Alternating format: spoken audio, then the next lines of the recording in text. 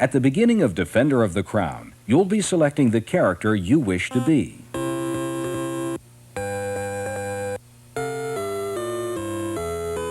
Geoffrey Longsword is a great swordsman, but falls short in other areas. Don't choose him as a character, but keep him in mind when picking a jousting opponent. You may be tempted to choose Wulfric the Wild because of his excellent jousting skills.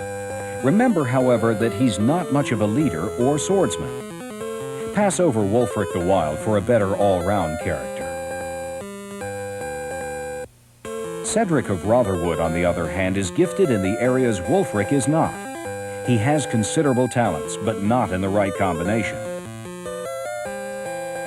The man who can best lead you to the crown is Wilfred of Ivanhoe, who isn't strong in any one skill, but can probably handle any situation you encounter. Before beginning your quest for power, play a few practice rounds to develop your skills. When doing this, use a character strong in the area you're working on. For example, be Wulfric the Wild to improve your jousting. Choose Geoffrey Longsword to practice sword fighting. Read the map thoroughly to find out who owns each territory. Pay special attention to their strengths and weaknesses. You can increase your fame throughout the kingdom by winning the tournament. Passing your turn will earn you extra money, but Normans may move against you. Make sure you plan ahead. It costs 5 gold pieces to call a tournament. If you can't afford this, the computer will let you know. It's important to make the best possible decisions. Before beginning a tournament, be sure you can afford to part with a piece of land if you lose. Don't leave yourself open to attack, and don't start challenging your friends for land. They may not be your friends much longer.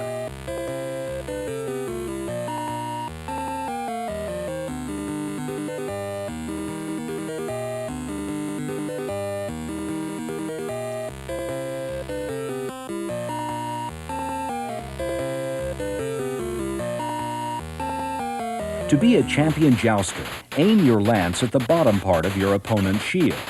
Don't worry about defending yourself, since there are no real defense techniques for this. When jousting, you want to hit your opponent, but not his horse. That mistake will cause you to be disgraced and barred from future tournaments.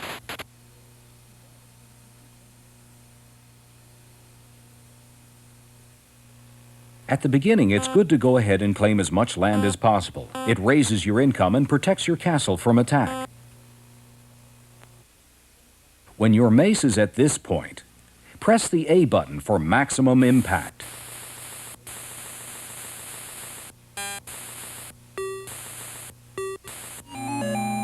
If you're able to rescue the beautiful maiden Rosalind, you'll unite the two kingdoms. You need to have at least one section of territory besides the land that holds your castle.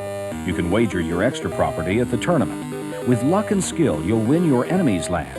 You can gain more territory around your castle, or you can claim lands that separate you from choice properties.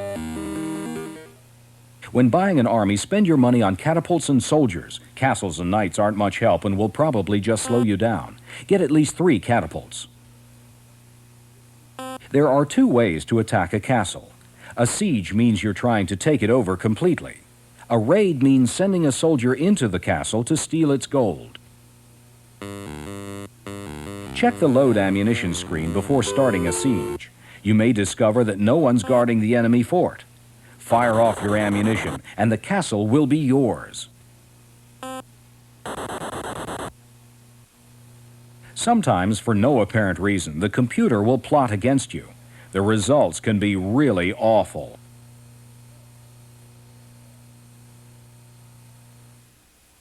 Select the Read Map option and point the arrow at your castle. This will let you see your status screen and keep you informed about the money you've collected and what size army you've assembled. Before raiding a castle, stop by Sherwood Forest and ask Robin Hood to help you. He'll only agree to do it 3 times, but his help is valuable. Here's a quick guide to better sword fighting. Get close to your enemy, stab him once, and take a step back. Keep doing this and he'll get the point. Remember, you can find out who the worst swordsman is by reading the map.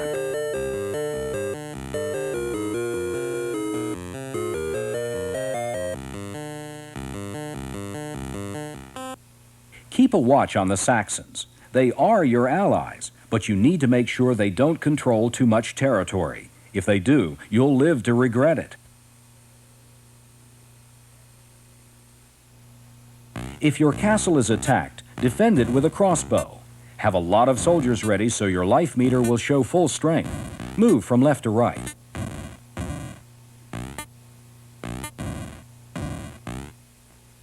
With Robin's help, you're ready to attack a castle.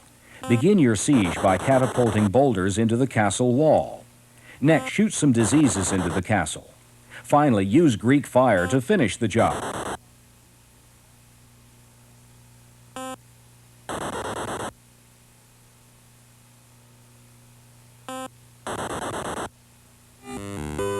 The best course of action here is to have as many catapults as possible and use the bombard command.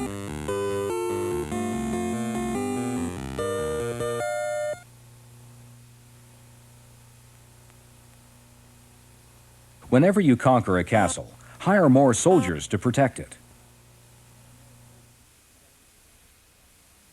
Once more, the enemy is plotted against you. This time it will cost you half your gold.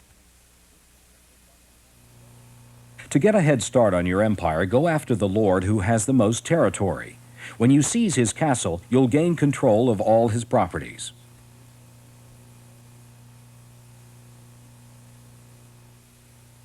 You need a healthy supply of soldiers in your castle and your army before you fight for your last castle. Catapults are important too.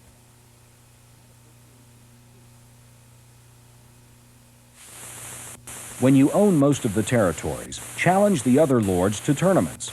Beating them will give you even more land.